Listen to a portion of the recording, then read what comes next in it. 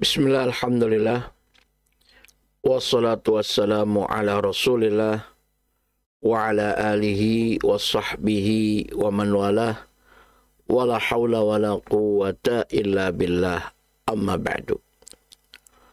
Saudara-saudara kaum muslimin dimanapun berada, yang semoga kita semua selalu dirahmati dan dimuliakan oleh Allah subhanahu wa ta'ala. Amin.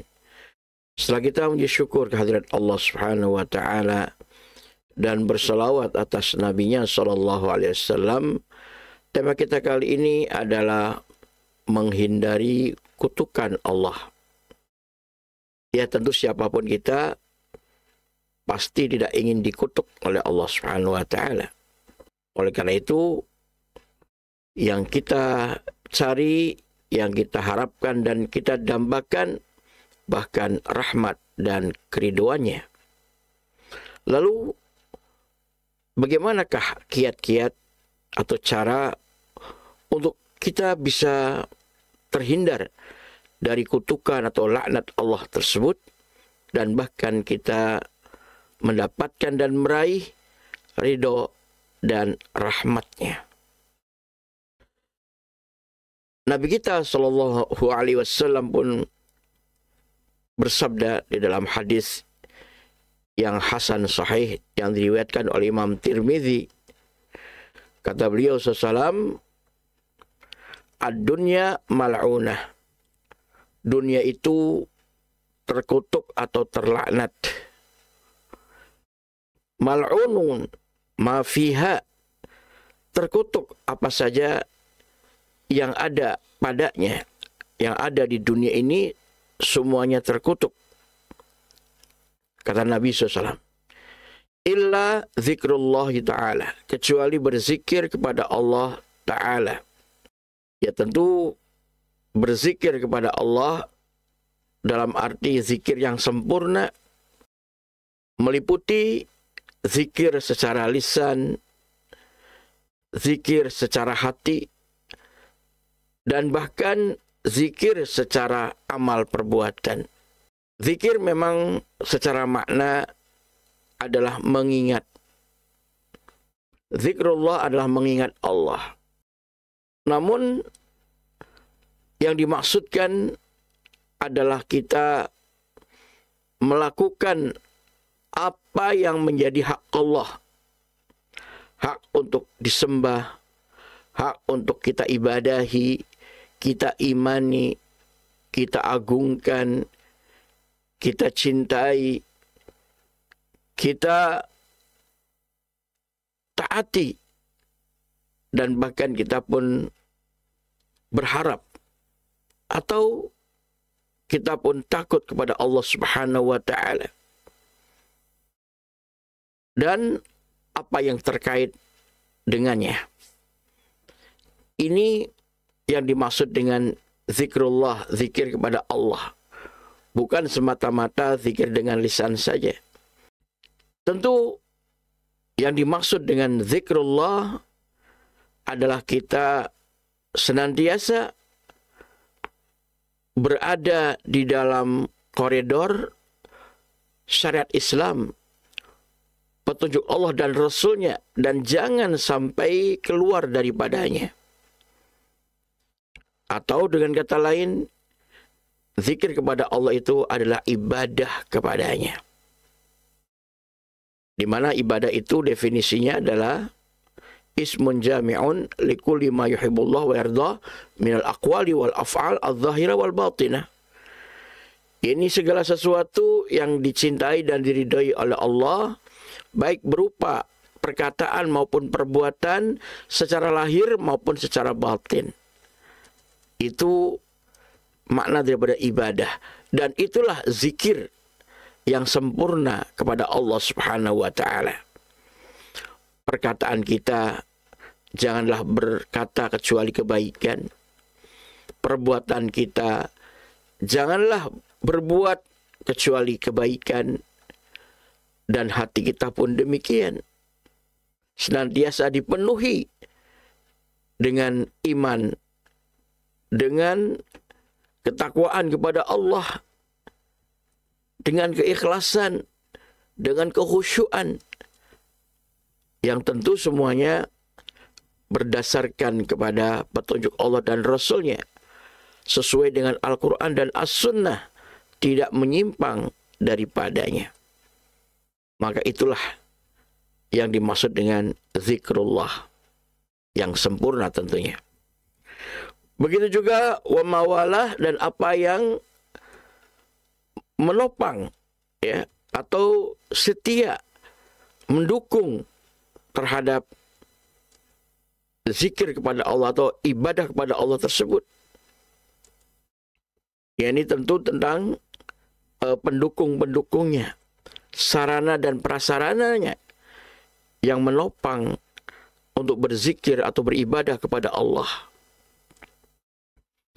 Juga wa'aliman, dan orang yang berilmu tentang agama ini, juga wa muta'alliman, dan orang yang belajar ilmu, mencari ilmu. Orang yang berilmu dan orang yang mencari ilmu atau belajar ilmu, semuanya selamat dari kutukan atau laknat Allah Subhanahu wa taala. Manakala kita tidak menempati apa yang disebutkan tadi, baik itu zikir kepada Allah atau ibadah kepada Allah, dan mendukung ya apa yang untuk ibadah tersebut, juga menjadi orang yang berilmu dengan mengajarkan ilmunya, dan juga orang yang belajar ilmu.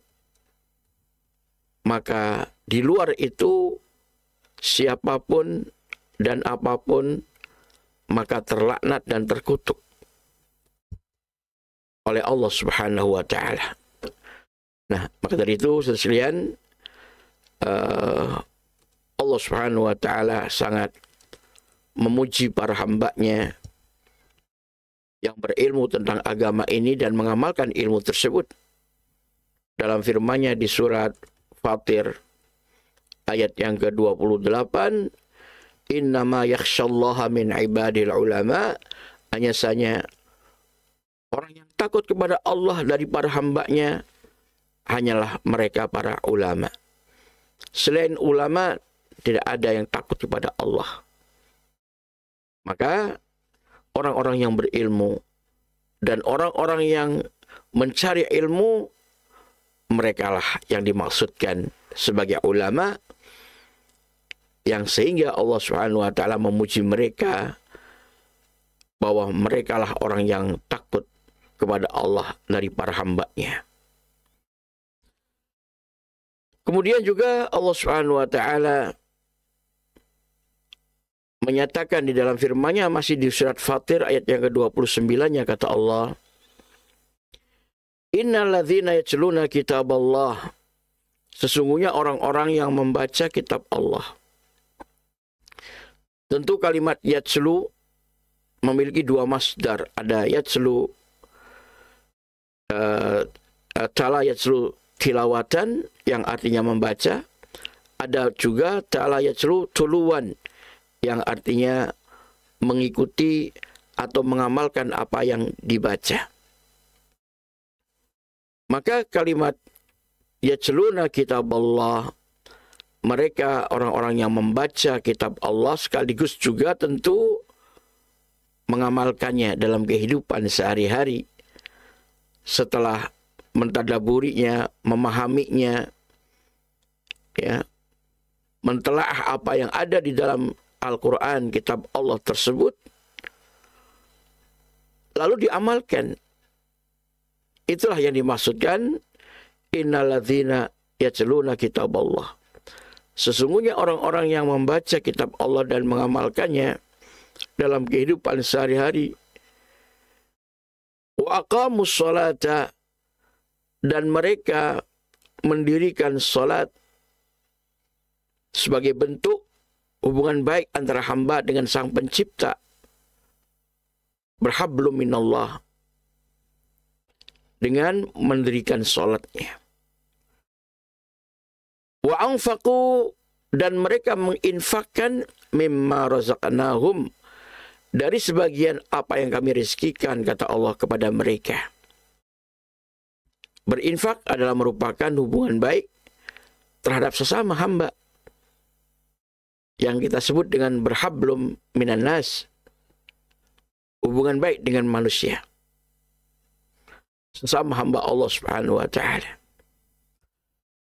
Jadi orang yang membaca kitab Allah Al-Quran, pasti mereka kemudian akan bisa melakukan hablum minallah dan juga hablum minan nas, bisa mendirikan salat dan juga menginfakkan dari sebagian apa yang Allah rezekikan kepadanya.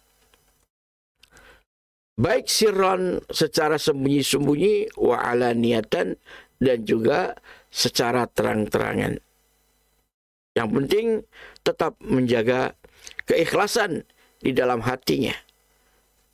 Tujuannya, niatannya hanya semata-mata mencari wajah Allah, mencari ridhonya, tidak ada yang lainnya.